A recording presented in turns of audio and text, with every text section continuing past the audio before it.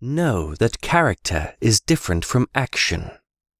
A character trait is a set condition of the soul, while an action is simply an intentional movement of the body. A stingy person may give money on occasion, but that does not make them generous. Generosity is a character trait when giving money is pleasurable.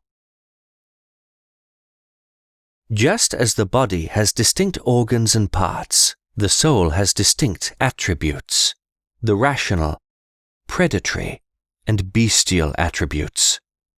Beautiful character occurs when the soul's attributes are balanced.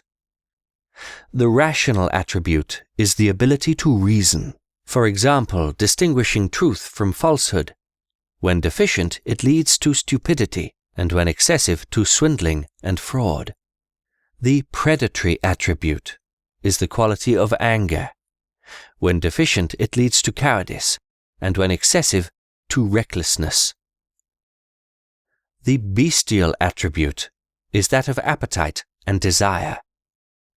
When deficient, it leads to indifference, and when excessive, to gluttony.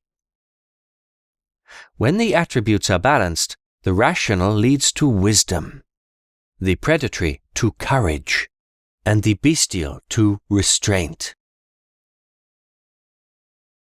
Finally, when the predatory and bestial attributes are set under the command of the intellect, it leads to the fourth virtue: justice. It is easier for the soul to rest in the extremes of the various attributes, either in deficiency or in excess. However, the middle path, while more difficult, is the necessary path for good character. The soul falls sick when its attributes are out of balance, and as a result, the heart becomes incapable of loving God. The heart can be treated by means of spiritual struggle. The medicine for ugly character is to force the soul to perform actions that directly counter the flawed character trait. However, different diseases of the heart require different cures, just as a physician cannot treat all patients with the same medicine. And as with the body, the heart requires medicine only until the symptom goes away and balance is restored. For example, a stingy person should oblige himself to give continuously until it becomes easy to do so. Stinginess is cured when it is more pleasurable for one to give money than to keep it. The path to a disciplined soul starts with aspiring, the desire to come to the truth through inner struggle.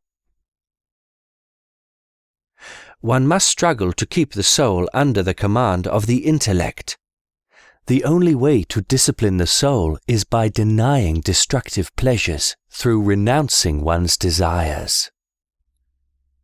These desires create barriers between the person and truth. Wealth, lifted by ridding oneself of the unnecessary. Prestige, lifted by distancing oneself from it. Conformism, lifted by renouncing one's blind imitations. And sin, lifted by repentance and avoiding previous mistakes. Once these barriers are lifted, one needs to build a fortress around themselves to maintain a just equilibrium among the attributes of the soul.